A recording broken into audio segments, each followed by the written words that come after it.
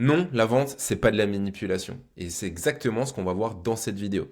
Dans cette vidéo avec Kevin, on va t'expliquer aujourd'hui quelle est cette connotation par rapport à la vente et la manipulation.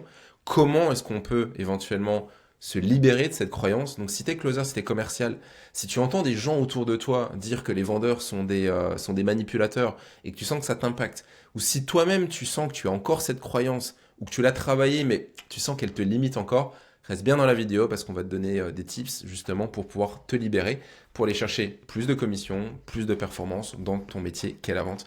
Kevin, bienvenue sur cette vidéo. C'est un sujet qui est hyper tabou, qu'on voit tout le temps. Comment tu vas aujourd'hui? Eh ben écoute, ça va super bien. J'espère que toi également. J'espère que également nos auditeurs vont bien aujourd'hui. Et on va traiter un sujet qui est tabou, qu'on entend beaucoup, la manipulation, l'arnaque, l'escroquerie, etc. Donc le but, c'est de lui mettre un gros coup de maillet aujourd'hui pour que ça soit plus un frein pour vous, pour vos ventes. Déjà, première question qu'on peut se poser, c'est d'où vient finalement comment est-ce qu'on a calé le côté manipulateur au côté vendeur? Et moi, ce que j'ai beaucoup aimé, j'ai participé à une conférence de Michaela Guidard, qui est l'une des pontes dans le milieu francophone en termes de vente, et qui disait, ben, on a un petit peu l'image du vendeur de tapis. Qu'on peut avoir le commercial à l'ancienne qui faisait du porte-à-porte et qui arrivait à te vendre des brosses à dents alors que tu n'avais plus de chicot. Donc je pense qu'il y a cette image-là. Tu disais en off également dans Caméra Café, je me souviens plus le nom du mec là, qui a le petit costard cravate avec Jean-Claude Convenant. Jean-Claude Convenant. Voilà. Donc on a tous peur de ressembler un petit peu au Jean-Claude Convenant et ça peut également nous bloquer dans les ventes. Et je vais te relancer la balle parce que tu as une anecdote justement avec lorsque tu as fait un roleplay avec des clients et le côté manipulateur est arrivé, est ressorti assez brusquement. Ouais, ouais, c'est exact. C'était l'année dernière, donc je fais un séminaire autour de la vente et de l'entrepreneuriat avec des coachs et des thérapeutes, du coup, pour leur apprendre le closing, à mieux vendre, etc., à mieux vendre leurs accompagnements. Et à un moment donné, on est en roleplay avec une coach qui est là, et on est sur le traitement des objections. Et on se prend, je vais réfléchir, etc., etc. Et à un moment donné, je sens il y avait une autre coach qui était à côté. Je sens qu'elle commence à pas arrêter. Elle bouge, elle bouge, elle bouge, elle bouge sur sa chaise, elle arrête pas.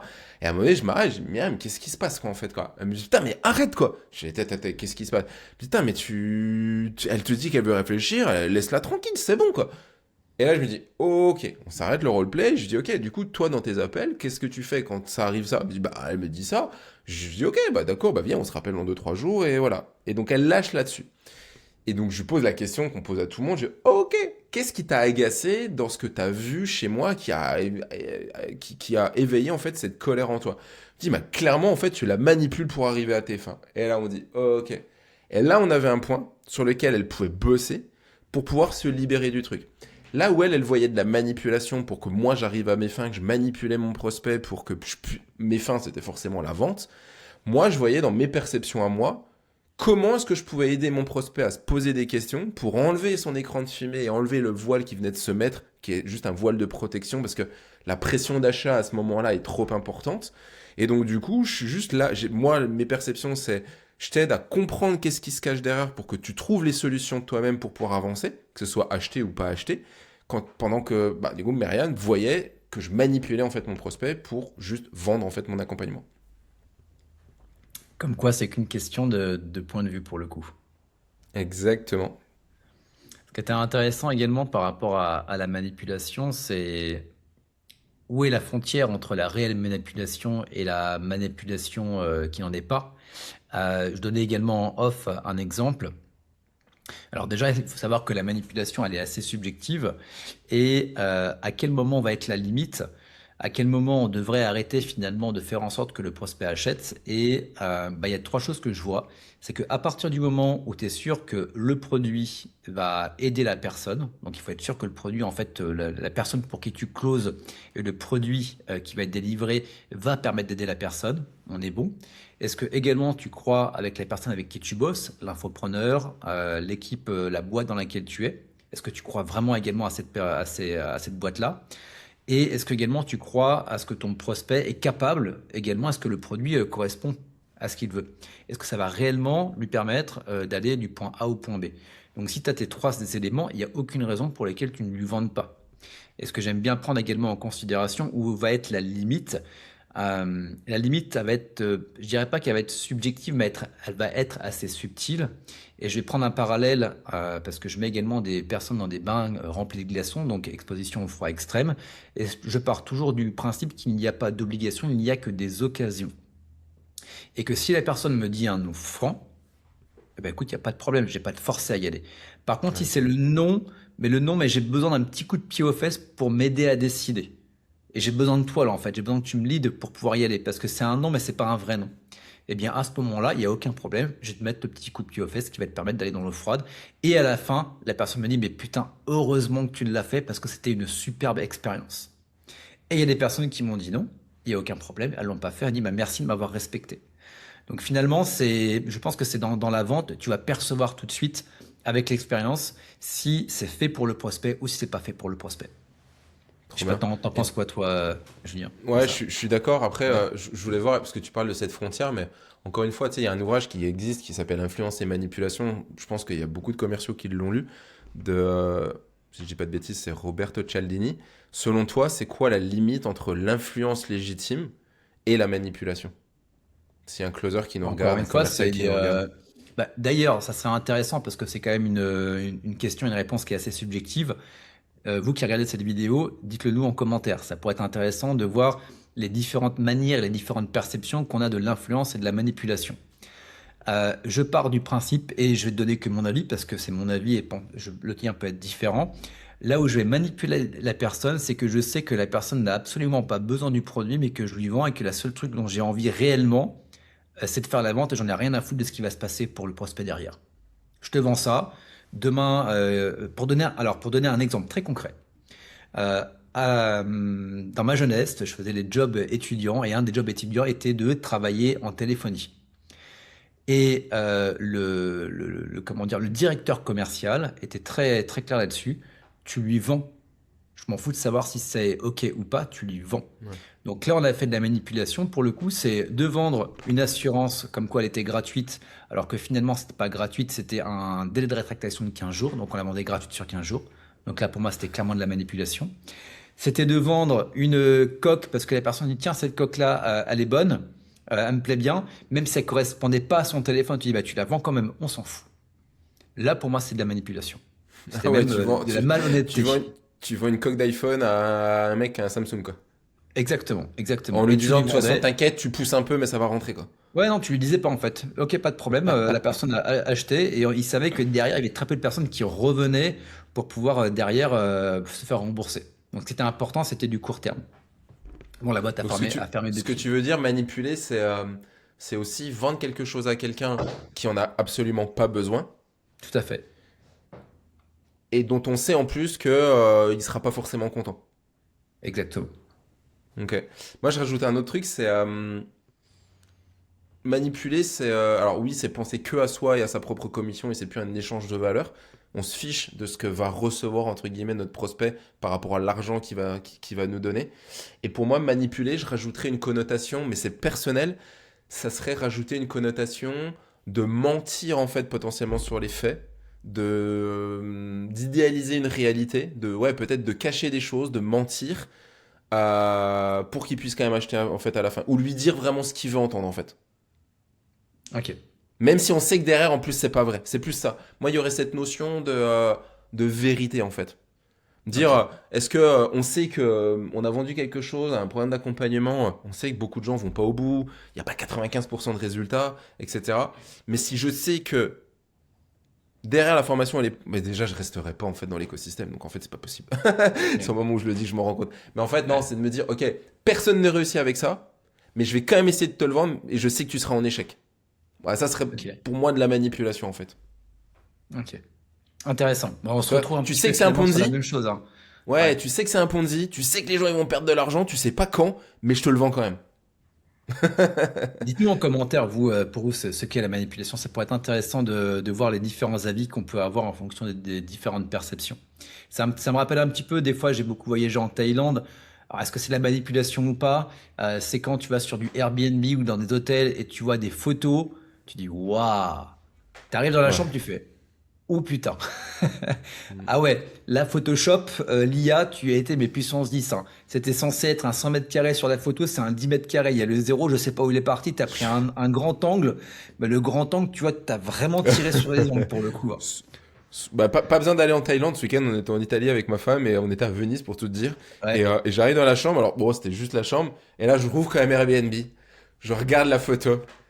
Il y avait quasiment pas de fenêtre. C'était hyper ouais. sombre. Et là, je regarde et je dis, ah ouais, en fait, Photoshop et l'hyperluminosité. Je pensais que sur la Ouais. photo, c'était le soleil qui rentrait. Mais en fait, non, c'était juste une surexposition à la lumière de la photo.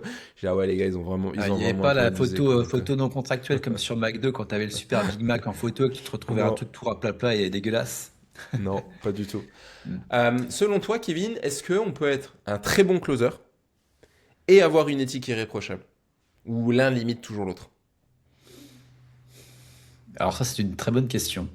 Ah, Euh, oui, on disait, on pose des bonnes questions. ouais, c'est une très bonne question parce que je vais pas, je vais te donner une réponse qui n'est pas une réponse et je vais dire ça dépend. Ça dépend parce qu'en fait, finalement, l'éthique, est-ce que l'éthique, c'est quoi l'éthique déjà? Hmm, c'est un concept. Et derrière, est-ce que tu penses que ça te limite ou pas? En fait, si tu es parfaitement OK avec le fait que ça soit éthique pour toi et que derrière ton taux de closing te convient parfaitement et que derrière ton taux de commission te convient parfaitement, bah écoute, il n'y a pas de problème à ce moment-là. Par contre, si tu sens que tu es limité et que l'éthique c'est très bien, mais au même moment, tu sens qu'à certains moments, tu pourrais aller plus loin, mais tu n'oses pas parce que bah non, moi je suis éthique et qu'au même moment, tu culpabilises ou ça te frustre un petit peu, Ouais. je pense que là, il y a un truc à aller chercher en tout cas. Et c'est le pourcentage supplémentaire qui va te permettre de passer un cap. Ah, j'aime bien le truc, ok, de rattacher par rapport à son état interne, son ressenti, si on ressent de la Mm. culpabilité ou pas. C'est qu'il y a un truc qui est pas aligné et on n'est pas finalement 100% ok avec ce qu'on est en train de faire, quoi. Mm. Ou est-ce que tu te caches derrière l'éthique? Ah, j'ai pas la vente, mais j'ai été éthique. Mais au fond de moi, je dis putain, j'ai loupé la vente, fait chier. Hmm. Là, c'est propre à chacun. Vraiment propre à Le, f- chacun. On pourra pas donner le de fameux trucs. closing éthique qu'on a vu naître en 2024-2025 et Ouais. où tout le monde s'est réfugié derrière en mode non, non, mais moi je suis pas un vendeur, je suis pas pushy, je suis un closer éthique. Non, Ouais. mec, t'es là pour closer quoi aussi, donc faut arrêter quoi.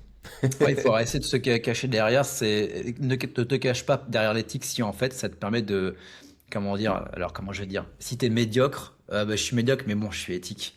Bon, on s'en fout d'être médiocre ou pas éthique, tu vois, ne va pas te cacher derrière un concept simplement pour justifier le fait que t'es pas bon. Trop Et bien. ça, tu le sais au fond de toi-même. Ouais, clairement. Je regarde juste un petit peu les questions qu'on s'était posées. Alors, c'est vraiment en live pour le coup. Donc, est-ce qu'on peut être, ouais, ça, on s'était posé. Ouais. Qu'est-ce que tu dirais ou qu'est-ce que tu pourrais rentrer un petit peu dans le concret? Quelqu'un qui se sent mal à l'aise au fait, à l'idée de vendre, avec ce côté, si je vends, je vais peut-être avoir ce côté manipulateur. Qu'est-ce que tu pourrais lui proposer pour que derrière il puisse se libérer et vendre sans avoir ces blocages-là? Alors, je pense qu'on peut parler de deux personnalités. Il y a la personne qui veut peut-être se reconvertir dans la vente et la personne qui vend déjà. La personne qui veut se reconvertir dans la vente et qu'elle se sent mal à l'aise à l'idée de vendre, bah déjà la première question à se poser, c'est est-ce que c'est le bon métier pour toi? Est-ce que tu pars dans la vente pour des bonnes raisons en tout cas, ou juste pour un aspect financier? Souvent la vente, le closing, les gens sont attirés pour l'aspect ce qu'on nous a vendu, l'aspect financier. Limite, tu prends 3 appels par jour avec la main dans le slibard, dans le calbar, dans une piscine à Bali et que tu vas gagner 6 000 euros par mois. Si vous regardez cette vidéo, vous savez que le closing, c'est pas ça. On vous a menti dans les publicités à l'époque. Donc, déjà, c'est quoi les vraies raisons? Pourquoi est-ce qu'on veut se lancer dans la vente? Et si vraiment derrière nous, c'est d'aider, oui, de bien gagner sa vie, parce qu'aujourd'hui, les métiers de la vente, c'est les métiers qui permettent de très bien gagner sa vie, bah derrière, c'est d'aller travailler en fait sur ces différents concepts. C'est de prendre tout ce qui peut nous agacer, tout ce vers quoi on n'aurait pas envie d'être jugé de, et de le dépolariser, de bosser sur soi et d'avancer. Et du coup, ça rejoint la deuxième catégorie de personnes, des gens qui vendent déjà, mais que bah, ils sont encore pas hyper à l'aise et qu'ils n'ont pas envie euh, d'être euh, d'être dans cette confusion. Bah, en fait, c'est juste de bosser sur soi, parce que c'est que nos perceptions. Et dites-vous que ce que vous jugez chez quelqu'un, d'autres l'expriment sans même y penser. Donc ça veut bien dire que quand vous vous libérez de ça, vous enlevez cette charge mentale, vous y pensez plus et vous pouvez vraiment passer complètement et changer vos émotions et changer votre état interne. Parce qu'une fois que l'émotion rattachée à ces concepts-là, elle a disparu, en fait, ça a plus de sujet, ça a plus lieu d'être. Donc, ça fait même plus partie de l'équation. Ah, même, vous allez vous-même vous demander, dire, moi, non, ouais, j'ai même pas d'avis finalement par rapport à ça. Donc, ouais, je pense que c'est ce que j'aimerais dire. Et je voulais dire un dernier truc et ça m'a échappé, mais ça reviendra peut-être ou pas, mais c'est pas grave.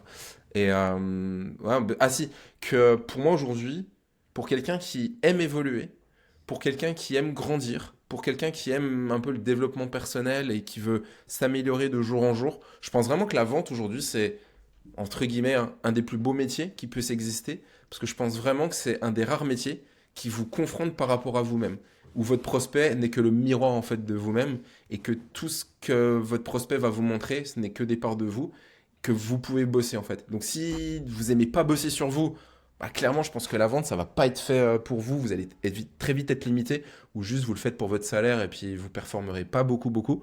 Mais par contre, si vous kiffez progresser, si vous kiffez votre développement personnel et professionnel et que vraiment vous aimez bosser sur vous, je pense vraiment que la vente, c'est un super levier, c'est un super accélérateur de développement dans sa vie, quoi. Ouais. Parce que tu peux Et pas pour, tricher. ouais. Et pour rebondir là-dessus, hein, que ça soit dans la vente, mais de manière de l'entrepreneuriat de manière générale, c'est Ouais, vraiment aussi. du dev perso. Enfin, c'est le meilleur moyen de faire du dev perso parce que tu as les deux mains dedans en fait, et c'est très concret. Mm. Et je le vois, hein, autant dans le domaine de la vente, mais également dans le domaine de l'entrepreneuriat de manière générale. Les personnes qui vont passer un cap, c'est jamais plus une question de compétences. Les compétences, les stratégies, on les a tous. Tout est disponible de manière maintenant quasi gratuite sur YouTube. Mais ce qui va faire la différence entre une personne qui va réussir et une personne qui va très bien réussir, comme un sportif de haut niveau, ça joue entre les deux Ouais, bien oreilles. sûr. La capacité à garder sa posture, sa capacité à l'idée, la capacité à avoir de la certitude, la capacité à gérer ses émotions, la capacité enfin, à avoir confiance en soi, d'arriver à se remettre en question, de faire en sorte qu'après trois calls pourris, eh ben, j'arrive à prendre le quatrième comme si de rien ne s'était passé, etc., etc. C'est ça qui va faire vraiment la différence et c'est peut-être un, deux, trois points supplémentaires, mais un, deux, trois points supplémentaires fait que derrière tu peux augmenter ton taux de closing, tu peux augmenter ton taux de commission et tu peux également beaucoup mieux vivre en dehors du closing parce que des fois quand tu te prends la tête, eh ben, comment dire, ça se termine pas après un call, tu le traînes encore pendant quelques heures avec tes enfants, dans la vie de tous les jours. Ça te peut te bouffer des nuits, ça peut te bouffer également des week-ends.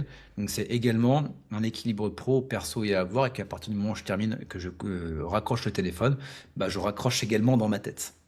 Ouais, bien sûr.